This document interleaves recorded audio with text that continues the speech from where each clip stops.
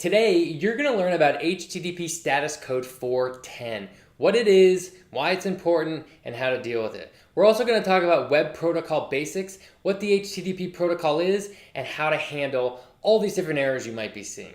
I'm Tommy Griffith with ClickMinded.com. Let's get going.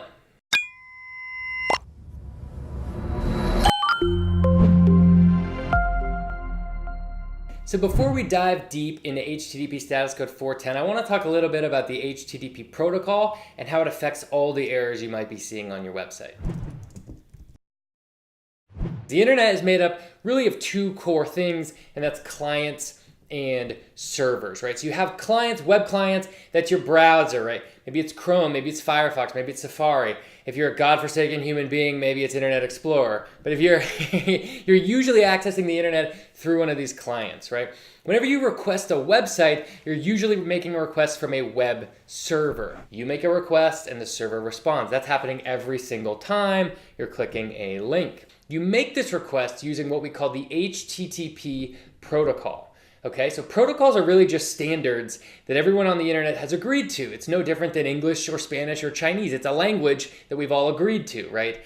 So a client makes a request to the server. What happens next? Status codes let us know whether the request was a success, a failure, or something in between, right? That's what an HTTP status code is. Okay, so let's jump into each one of these next. So the 100 block, these are informational requests. The 200 block, those are successful requests. The 300 block are going to be for redirection. 400 block will be for client errors, and 500 block will be for server errors. 400 block are for client errors, right? That means the page wasn't found, something is wrong with the request, right? So whatever is happening on the client side is the issue, right? A 400 might be a bad request, a 401 unauthorized, a 403 forbidden.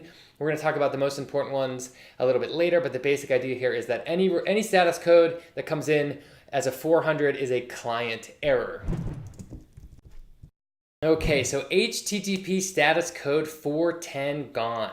So 410 is similar to the 404, but it's a little bit more explicit, right? So 410 is kind of like a more permanent version of 404. Right? A 410 means the webmaster is explicitly saying to Google and other search engines, hey, this page is truly gone. It's no longer available on the server. No redirect was set up. This page is just gone.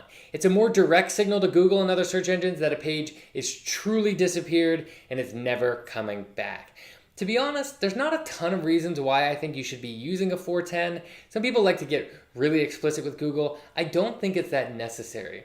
The one big difference here is that with a 404, you're saying, hey, the page is gone, but Google kind of understands that pages get 404'd often. Google will continue to crawl 404 errors, sometimes for a very long time, and just say, hey, were you sure about that? Are you sure this page is actually gone? And they'll kind of keep checking.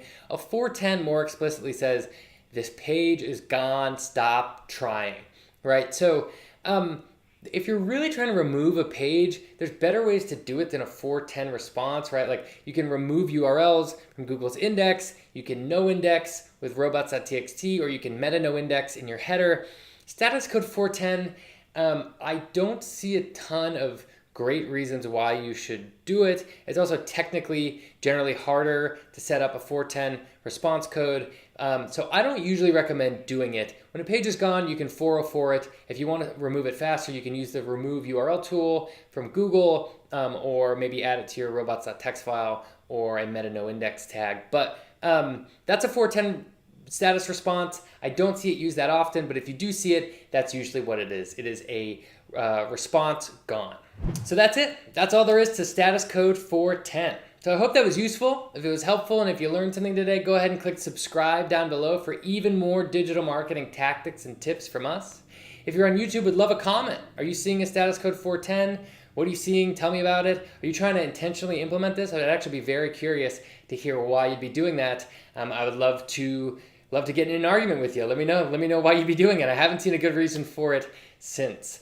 Finally, if you want our complete HTTP status code guide, along with a tool to check all of your URLs and their status codes, we have one set up for you. Go ahead and click that link down below to clickminded.com. You can grab your free downloadable HTTP status guide now. Thanks a lot.